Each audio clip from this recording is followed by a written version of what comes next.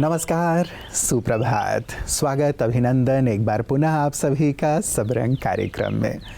मित्रों, सुबह की शुरुआत आप सबसे मिलकर जब होती है तो सचमुच दिन बन जाता है, क्योंकि आप सबके साथ चंद पल बिताकर और कुछ सुंदर बातें करके मन मस्तिष्क में वही सुंदर बातें सारे दिन चलती रहती हैं।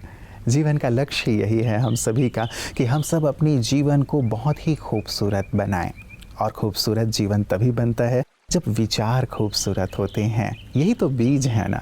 जब सुंदर सुंदर विचार हमें मिलते हैं और उन विचारों को हम अप्लाई करते हैं तो जीवन में सफलता ही सफलता, सुकून ही सुकून मिलता चला जाता है। और यही हमारा लक्ष्य है कि आप सबका जीवन आनंद से, खुशियों से, शांति से, सफलता से परिपूर्ण हो। और यही कारण है कि सबरंग में बहुत प्यारी प्यारी सी बातें जो जीवन के लिए, तन के लिए, मन के लिए आवश्यक है, वही लेकर के हम आते हैं। आज भी बहुत प्यारी प्यारी सी बातें हैं। एक प्यारी सी बात मैं पढ़ के आ रहा था, लगा आपके साथ साझा करके शुरुआत करूँगा। और वो बात थी कि मैं श्रेष्ठ हूँ, ये आत्मविश्वास है, लेकिन मैं ही श्रेष्ठ हूँ, ये अभिमान है। तो हम अपने आत्मविश्वास से लबरेज रहें, लेकिन अहंकार को अपने आप को छूने भी ना दें। तो आइए सुंदर बात के साथ चलते हैं आज के सुंदर सुवाक्य की ओर। ओम शांति। एक बार एक बाजार में एक व्यक्ति फल बेच रहा था। उसके पीछे एक खूबसूरत बोर्ड था जिस पर लिखा था कि यहाँ ताज़े फल बेचे जाते हैं। कुछ देर में एक व्यक्ति आया। उसने कहा कि फल तो ताज़े हैं ही, तो ताज़े शब्द लिखा क्यों है? उसके कहने पर व्यक्ति ने ताज़े शब्द काट दिया। उसके बाद एक दूसरा व्यक्ति आया। उसने कहा कि फल तो दिख ही रहे हैं, लिखने की क्या ज़रूरत है? दूसरे के कहने पर व्यक्ति ने फल शब्द भी काट दिया। तीसरा आया तो उसने कहा बेचे जाते हैं, इससे क्या तात्पर्य है? उसके कहने पर उसने बाकी शब्द भी काट दिए। और अब उसके पीछे था एक ब्लैंक बोर्ड। चौथा व्यक्ति आया तो उसने उस व्यक्ति से पूछा, इतना सुंदर बोर्ड है तुम्हारे पीछे, इस पर कुछ लिखते क्यों नहीं? वास्तव में ये दुनिया ही ऐसी है। यहाँ हर व्यक्ति दूसरे को राय जरूर देता है, परंतु दूसरों की राय सुनते सुनते अपनी राय को पीछे छोड़ देना, दूसरों की बातें सुनते सुनते अपनी बात ही भूल जाना, ये तो समझदारी नहीं है ना। तो दूसरों की राय जरूर लें, दूसरों के अनुभव भी जरूर सुने, परंतु परमात्मा ने जो हमें बुद्धि दी है उसका प्रयोग भी अवश्य करें। ओम शांति।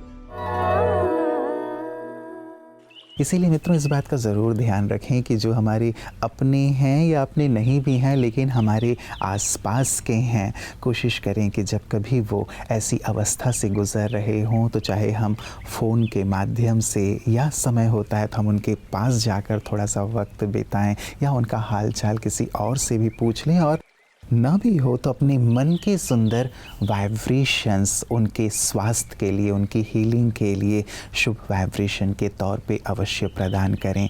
इससे निश्चित रूप से वो जल्दी से जल्दी स्वस्थ होंगे और आपको दिल से दुआएं भी प्रदान करेंगे। तो इस बात का हम अवश्य ध्यान रखें और साथ ही अपने स्वास्थ्य का भी ध्यान रखें। आइए देखें सेहत में आज आपके लिए क्या खास है। नमस्कार। स्वास्थ्य को अच्छा रखने के लिए बीमारियां न हो और आप जो स्वास्थ्य का सुख है वो सुख का अनुभव कर पाओ, इसलिए कुछ छोटे छोटे कदम उठाने चाहिए। आज मैं भी ये मानता हूँ सचमुच कि डॉक्टर भी गलती करते हैं।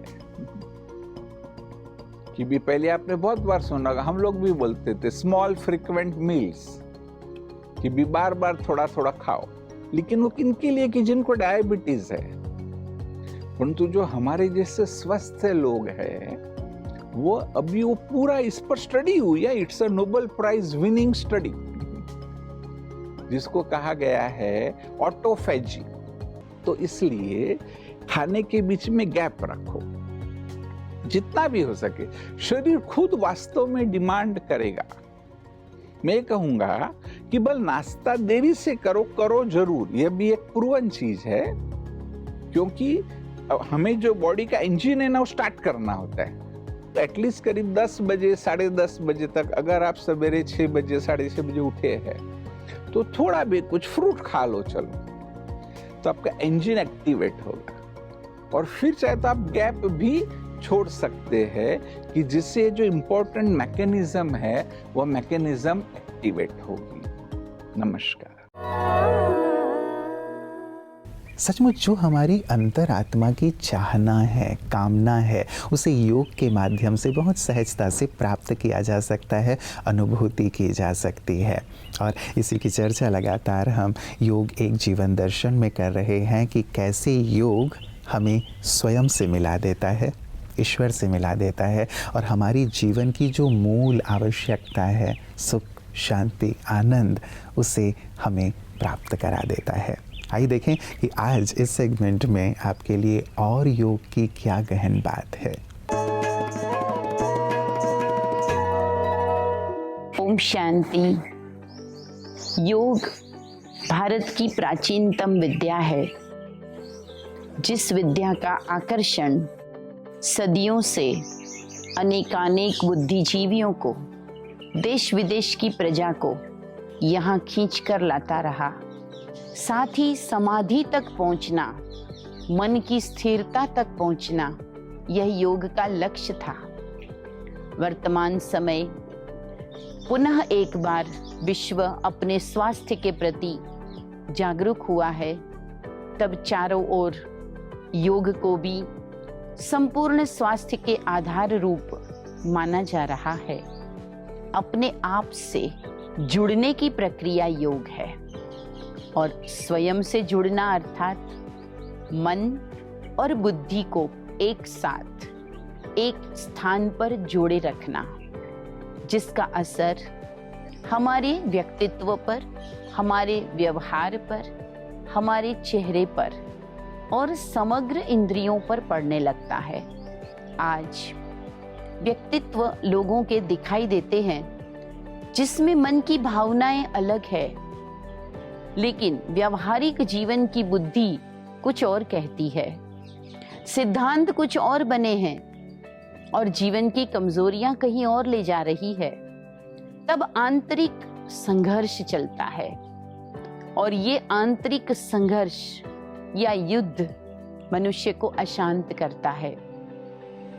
मन और बुद्धि को एक राह पर ले चले, जो मेरी भावनाएं हैं, जो मेरा लक्ष्य है, उसी तरफ मेरी इंद्रियों को, मेरे समय को, मेरी शक्तियों को मैं ले चलूं और फिर उन शक्तियों का परमात्मा के साथ एकात्म होना, ये योग की सर्वोच्च सिद्धि है। उस परम स्रोत के साथ शांति के क्षणों में मन बुद्धि जब जुड़ जाता है, एक आंतरिक वार्तालाप होता है और इसी मिलन को योग की सिद्धि कह सकते हैं। परमात्मा से आत्मा शक्ति और शांति के वाइब्रेशन प्राप्त करती है, अलौकिक आनंद और प्रेम का अनुभव करती है और जिसके आधार पे वे अपने जीवन में भी प्रेम पूर्ण व्यवहार करती है, अपने जीवन में भी शांति को धारण करती है, जो उसके शारीरिक स्वास्थ्य को भी उन्नत करता है, संबंधों में उसे सफल बनाता है। तो योग हमारे जीवन को सफल बनाने का माध्यम बनेगा। ओम शांति।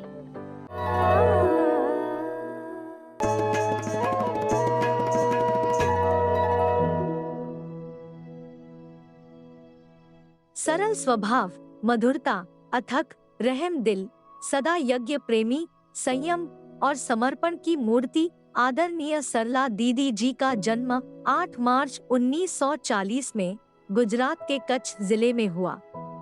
14 वर्ष की उम्र में आप अपनी नानी जी के साथ ज्ञान में आई। सन 1965 में परमात्मा में अटूट विश्वास रखकर आपने अपना जीवन सेवा के लिए समर्पित कर दिया। अहमदाबाद महानगर के पालड़ी स्थित प्रभु पार्क सोसाइटी में आपने ईश्वरीय ज्ञान को जन जन तक पहुंचाने की सेवाएं की। आपने जीवन पर्यंत तन मन धन से कितने ही लोगों की सेवा की। आज गुजरात में लाखों परिवार ईश्वरीय ज्ञान में चल रहे हैं। आप ब्रह्मा कुमारीज के गुजरात जोन की जोनल डायरेक्टर थी। साथ ही ब्रह्मा कुमारीज एजुकेशन सोसाइटी तथा Rajyoga education and research foundation की मेंबर भी रही। इसके अतिरिक्त श्री शिव आध्यात्मिक फाउंडेशन की मैनेजिंग ट्रस्टी तथा साइंस एंड इंजीनियरिंग विंग की नेशनल चेयरपर्सन भी रही। आप अपने सरल स्वभाव और आत्मीय भाव के कारण न केवल गुजरात किंतु देश विदेश के वरिष्ठ पदाधिकारियों के काफी समीप रही।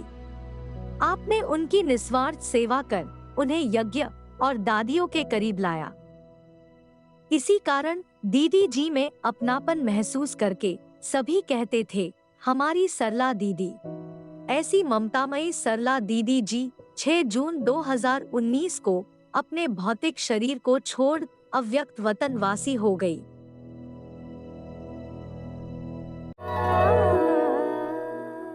सचमुच मित्रों, कई बार संसार में रहते हुए, अपनों के बीच रहते हुए कुछ ऐसी बातें हो जाती हैं जो हमें हर्ट कर जाती हैं, लेकिन हीलर के साथ यदि रहते हैं, उनके साथ कुछ वक्त बिताते हैं तो सचमुच हर प्रकार के हर्ट से हम मुक्त होते चले जाते हैं। और ये बहुत बहुत ज़रूरी भी है।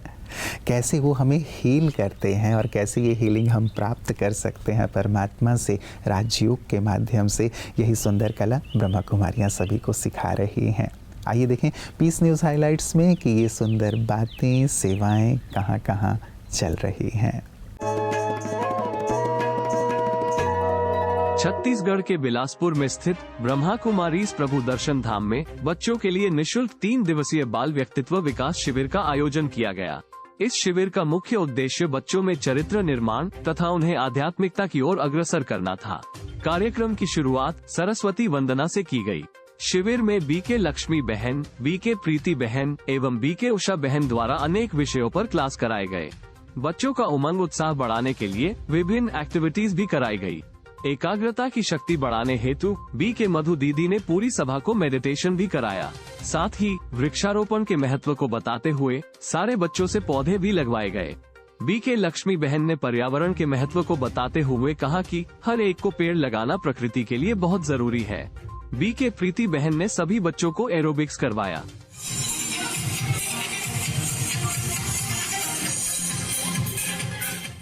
बीके उषा दीदी ने सभी को अपने प्रेरणादायक बोल से संबोधित किया। कार्यक्रम के अंतिम दिन कल्चरल प्रोग्राम का आयोजन किया गया, जिसमें बच्चों के माता पिता भी शामिल हुए। सुंदर नृत्य प्रस्तुति से कार्यक्रम की शोभा बढ़ाई गई।